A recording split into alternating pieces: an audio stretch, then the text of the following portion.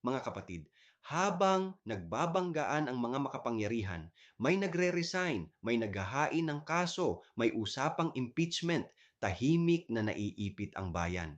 Habang sila'y nagbibilang ng posisyon, ang tao'y nagbibilang ng pamasahe, bayarin at handa sa Pasko. Habang sila'y nag-aayos ng depensa, ang mamamayan ay nag-aayos kung paano tatagal hanggang susunod na taon. Ito ang madalas makalimutan sa politika. Ang laban sa itaas ay may epekto sa ibaba. Kaya mahalaga ang mga patuloy na nagtatanong, hindi para manggulo, kundi para ipaalala na ang kapangyarihan ay para sa tao, hindi laban sa kanya. Mga kapatid, sa gitna ng ingay, huwag nating kalimutan kung sino ang tunay na apektado.